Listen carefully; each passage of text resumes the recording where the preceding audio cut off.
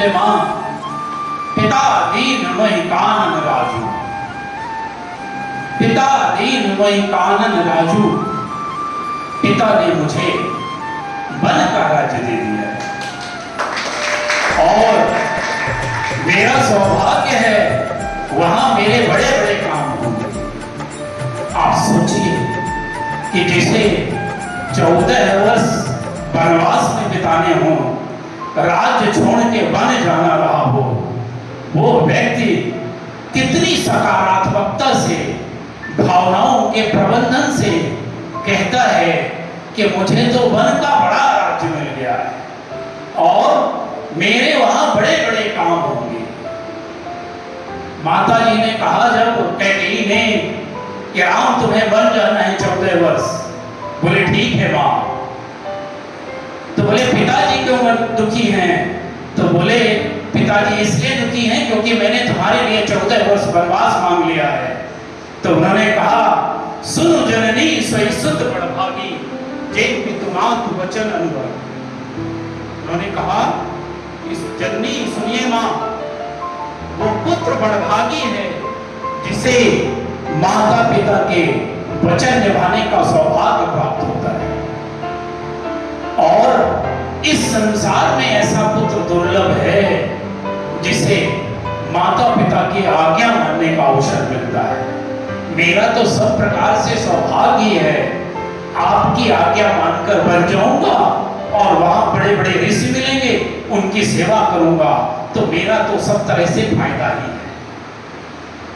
आप सोच के देखिए, ये जवाब उस मां को दे रहे हैं जिस मां ने उन्हें 14 वर्ष वनवास मांगा था। अगर आप में भावनाओं के प्रबंधन की ये क्षमता आ जाए, इसका कुछ अंश भी आ जाए, तो दुनिया की कोई ताकत, कोई दुख हमें दुखी नहीं कर सकता। इतनी सकारात्मकता यदि हमारे विचारों में आ जाए तो दुनिया का कोई दुख हमें कष्ट में नहीं डाल सकता और पारिवारिक विखंडन भी नहीं हो सकता। एक बात और, राम ने यह बताया कि जिस काम को दुनिया कहती है कि खराब हो गया आपके साथ, आप उसे भी करने की क्षमता अपने में लाइए। वो खराब काम ही आपको पूजनीय बना सकता है। क्यों? अगर राम कैकेयी की आज्ञा मानकर 14 वर्ष वन में नहीं गए होते, वहीं मां से कहते कि मैं नहीं जाऊंगा, मेरा हिस्सा इसी राज्य में है, मैं यहीं लूंगा, तो राम को कौन जानता? राम जैसे राजा तो बहुत सारे हुए हैं, राम को जाना ही इसीलिए जाता है कि वो 14 वर्ष वनवास माता पिता की आज्ञा मानकर चले गए थे। तो अगर राजा राम वन नहीं गए होते तो वो राजा राम तो रहते, लेकिन वो मर्यादा पुरुषोत्तम राम नहीं हुए होते। तो राम को यदि मर्यादा पुरुषोत्तम राम बनाया तो कैकेयी के उस बलराम ने बनाया, कैकेयी के उस बलराम ने बनाया, कैकेयी की उस प्रतिज्ञा ने बनाया, दशरथ के उस वचन ने बनाया, राम के त्याग ने बनाया, राम की तपस्या ने बनाया। तो जब भी आपको कोई विपरीत परिस्थिति मिले और आपको लगे कि इस निर्णय के कारण मेरा पूरा कैरियर खराब हो गया है, तो आप अपनी भावनाओं को केवल कंट्रोल में रखिएगा, मेहनत करिएगा, धैर्य रखिएगा। एक ना एक दिन वही निर्णय, वही कार्य आपकी पहचान का कारण बनेगा, आपको इस समाज में वो प्रतिष्ठा दिलाएगा जिसके कि आप हकदार हैं। एक चीज ध्यान रखिएगा, रोने वालों को कुछ नहीं मिलता, करने वालों को मिलता है, लड़ने वालों को मिलता है, पसीना बहाने वालों को मिलता है, खून बहाने वालों को मिलता है। सोने वालों को ना आज तक कुछ मिला है, ना आगे कभी मिलेगा। भावनाओं का प्रबंधन इतनी महत्वपूर्ण चीज है।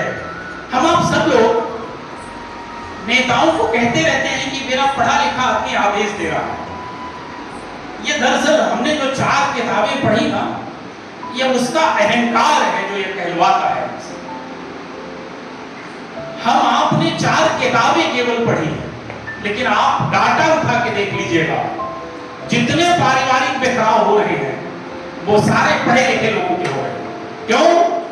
क्योंकि ये पढ़ाई हमें अहंकार से ग्रसित कर देती है, हमारे अंदर उच्चता का भाव पैदा कर देती है, हमें झुकना सिखाना भूल जाती है। एक समय कहा जाता था विद्या ददाति विनयम, अब विद्या ददाति अहंकारम। विद्या अहंकार पैदा कर रही है, हमें किसी के आगे झुकने से रोक रही है, पिता को सम्मान देने से रोक रही है, बड़े भाई के सामने झुकने से रोक रही है। ऐसी शिक्षा से आप कुछ चीजों को याद तो कर लेंगे, लेकिन आपके चरित्र का निर्माण नहीं करेंगे ये शिक्षा। और यही कारण है कि मानव के मूल्यों का पतन इतनी तीव्र गति से होगा।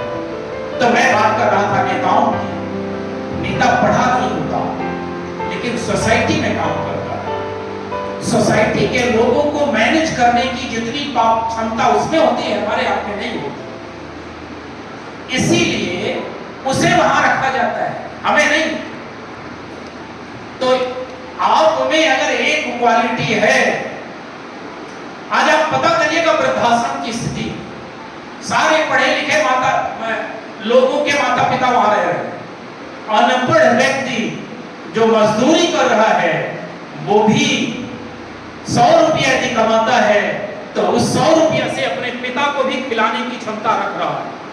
और ये जो पढ़ा लिखा व्यक्ति है, ये जो पढ़ा लिखा मिथ्याभिमान वाला व्यक्ति है, ये तो पता नहीं किन संस्कारों में कहां पढ़ रहा है। और उसमें भी सबसे ज्यादा डाउनफॉल अगर है तो वो इंजीनियरिंग और प्रोफेशनल कोर्स हो, बहुत बुरी स्थिति। इंजीनियरिंग करने वाला लड़का, मैं सौभाग्य से या दुर्भाग्य से इंजीनियरिंग कॉलेज में ही प्रोफेसर हूं, और मैं पूरी विश्वसनीयता से यह बात कह रहा हूं कि इंजीनियरिंग के फील्ड में और बुरी स्थिति। टेक्नोलॉजी के साथ काम करते करते उनकी भावनाएं खत्म हो गई, और कहीं खत्म नहीं हुई है, शिफ्ट हो गई। कैसे? हमारे अंदर जो भावनाएं थी वो रिश्तों के लिए थी, माता के लिए, पिता के लिए, बड़े भाई के लिए, बहन के लिए, दादा के लिए थी, दादी के लिए थी, पड़ोस के लिए। आज नहीं। हम उस नौकरी पाते ही उस बहन का साथ छोड़ देते हैं जो जब हम पढ़ रहे थे तो अपना कैरियर दांव पर लगाकर हमारे कपड़े धो रही थी। जब हम पढ़ रहे थे तो अपना कैरियर दांव पर लगाकर वो हमारे लिए खाना बना रही थी। हमारी भावनाएं उस बहन के लिए भी जागृत नहीं हो रही, हमारी भावनाएं उस पिता के लिए जागृत नहीं हो रही जिसने अपना पूरा जीवन हमारे कैरियर को बनाने के लिए कुर्बान कर दिया, जिसने कभी नए कपड़े अपने शरीर में नहीं पहने, जिसने भरपेट कभी खाना नहीं खाया इस आशा में कि मैं अपने खाने से बचाया पैसा बच्चे की फीस पे दूंगा, एक दिन ये नौकरी पाएगा और घर की मेरी सारी समस्याएं दूर करेगा। वही बेटा नौकरी पाते ही दूसरे शहर में शिफ्ट हो जाता है, अपनी पसंद की शादी कर लेता है और फिर उसका अपना जीवन हो जाता है। फिर वो परिवार उसके लिए अपने पति पत्नी और बच्चों तक सीमित हो जाता है।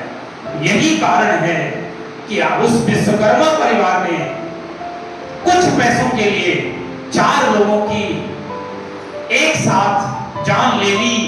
इतना कमजोर था, भावनाओं पर उसका इतना कंट्रोल नहीं था कि अगर तुम कर्ज लिए हो तो तुम ही केवल मरो, तुम्हें कोई हक नहीं था कि तुम अपनी बीवी और बच्चों को भी उस कर्ज के बोझ तले दबा के मार दो। और दूसरा कारण, ये जो पारिवारिक में खराब हो गया है, भावनाएं जो खत्म हो गई हैं, एक दूसरे के सहयोग करने के भाव जो खत्म हो गए हैं, वही उसी का कारण है कि जब हम समस्या में आते हैं तब हमें सहायता देने वाला कोई दूसरा दिखता नहीं है। क्यों?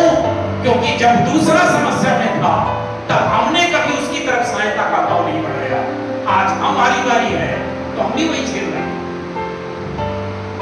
भारत देश कभी व्यक्तिवादी नहीं था, भारत देश तो भावनाओं का ही देश था। रामचरितमानस केवल भावनाओं पे लिखी गई, जहां 2 भाई लेने के लिए नहीं छोड़ने के लिए लड़ रहे थे, जहां 2 भाई राज्य पाने के लिए राज्य न्यौछावर करने के लिए लड़ रहे थे। उस भारत देश में इतनी व्यक्तिवादिता है कि हमारा बड़ा भाई अस्पताल में लेटा है और हम उसी समय मनाली के ट्रिप में घूम रहे थे। हमारी भावनाएं जो वर्तमान में हैं, वो भावनाएं कैसे हो जाती? हमारी जो भावनाएं हैं, वो भावनाएं आज मैंने कहा शिफ्ट हो गई। कहां? हमें रिश्तों के प्रति अब भावनाएं नहीं बची। एप्पल के फोन के प्रति चाहिए, अच्छी गाड़ी चाहिए, अच्छा बंगला चाहिए, अच्छा सूट चाहिए, अच्छा पर्स चाहिए, अच्छा ऑफिस चाहिए। हमारी गाड़ी को थोड़ी सी चोट लग जाए तो गरीब को 10 थापड़ मारने में कोई देर नहीं लगाती। क्यों? क्योंकि हम इमोशनली गाड़ी से ज्यादा उस व्यक्ति से नहीं जुड़े। इतना हमारी भावनाएं उद्वेलित हो चुकी हैं कि आज का नया लड़का अगर उसे मोबाइल न मिले तो वो जान देने पे उतारू हो जाता है। आज का नया लड़का अगर उसके पसंद की नई गाड़ी ना मिले तो उसमें अपनी भावनाओं को रोकने की इतनी क्षमता नहीं है कि अगर गाड़ी नहीं मिलेगी तो भी यह जीवन चलेगा। आज से 10 साल पहले तो किसी के पास गाड़ी नहीं होती थी, तो क्या वो जीते नहीं थे? अरे हमसे आपसे ज्यादा अच्छी तरह जीते थे। सुविधाएं आपके जीवन का लक्ष्य नहीं हो सकती। भौतिकताएं आपके जीवन का आदर्श नहीं हो सकती। घर बनाना आपके जीवन का लक्ष्य नहीं हो सकता। ये जितनी भौतिक सुविधाएं हम जोड़ते हैं, ये सारी सुविधाएं हमें अपनी जिंदगी में शांति और आनंद पाने के लिए जोड़ते हैं। ऐसी सुविधा का क्या करेंगे कि हमारी वो शांति और आनंद ही नष्ट हो जाए? ये सबसे अंतिम विकल्प के रूप में ये सुविधाएं होनी चाहिए। लेकिन दुर्भाग्य है कि हमारे आपके जीवन की पहली प्राथमिकता यही सुविधाएं। हम आप इन सुविधाओं को जोड़ने के लिए ही जी रहे हैं, और अगर नहीं जोड़ पा रहे हैं तो हम डिप्रेशन में चले जाते हैं। एक ही दिन में हमें अमीर बन जाना है, पड़ोसी से बड़ी बिल्डिंग बना लेना है, पड़ोसी से बड़ी गाड़ी खरीद लेना है, और हम अगर ऐसा नहीं कर पा रहे तो हम अपने जीवन को निरर्थक मान लेते हैं। कहां पाए आप ऐसे विचार? ये जो आधा अधूरा विचार है आपके मन में, यही हमारे दुखों का बड़ा कारण है। और ये जो भावनाएं भौतिक सामग्रियों जोड़ने के प्रति जो हमारे बन रही हैं, वही युवा पीढ़ी को डिप्रेशन की ओर ले जा रही है। वही युवा पीढ़ी को भौतिक सामग्री यदि ना मिले तो उन्हें यह जीवन निरर्थक है ऐसा आभास कराती है। लेकिन हमने अपने समाज का ताना बाना ही परिवर्तित कर दिया है। हमारे आदर्श परिवर्तित हो गए। हमारे आदर्श अब फिल्म इंडस्ट्री के कुछ कलाकार हो गए। हमारे आदर्श अब शंकराचार्य नहीं है, हमारे आदर्श अब कबीरदास नहीं है, हमारे आदर्श अब राम नहीं है, हमारे आदर्श अब्दुल कलाम नहीं है। हमारे आदर्श अब वो सुविधाभोगी लोग हैं जिनके लिए रिश्तों की कोई मायने नहीं है, जो हर दिन दूसरा रिश्ता चुनते हैं, हर दिन नई शादी करते हैं, हर दिन नया रिश्ता जोड़ते हैं। हमारे आदर्श वो। तो जब हमारे आदर्श जैसे होंगे वैसा ही हम बनना चाहेंगे। मैंने 2 एस्पेक्ट आपको बताए, एक कि हमें अपनी भावनाएं समझनी आनी चाहिए, और दूसरी समझना भर नहीं, उनको मैनेज करना भी आना चाहिए। और अगर नहीं आता तो आप मानिए कि आपका ये 20% कहीं काम नहीं आएगा, आप फेल हो जाएंगे। हो सकता है कि आप अच्छे नंबर लाकर कहीं नौकरी पा जाए, लेकिन नौकरी जीवन का अंतिम पड़ाव है। नौकरी पाने के बाद जिंदगी दूसरे स्टेज में पहुंच जाती है। आपने एक केवल चीज अर्जित कर ली, नौकरी पा गए हैं तो पैसा मिलने लगेगा।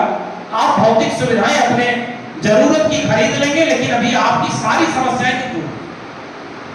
तीसरी जो महत्वपूर्ण चीज है वो है मोटिवेशन, इच्छा शक्ति जिसे कहा जाता है। हम आप जितने लोग हैं उसमें से मैक्सिमम मध्यम वर्गीय, हम आप सबको अपनी इच्छाओं को हमेशा जागृत रखना। जब तक ये जीवन है तब तक इच्छा शक्ति, इच्छा भर नहीं जागृत रखना, इच्छाओं को पूर्ण करने की शक्ति जागृत करना। ऐसा नहीं कि इच्छाएं जागृत कर लिया, इतना बड़ा बंगला हो, सलमान खान वाली गाड़ी हो, असो गए। इच्छाएं जागृत तो सबके पास है, लेकिन इच्छाएं पूर्ण उसकी होती हैं जो सपने भर नहीं देखता, सपने पूर्ण करने के लिए पसीना, जो केवल सपने नहीं देखता, जो सपने देखने के साथ साथ रात की नींद उड़ाना नहीं जानता, जो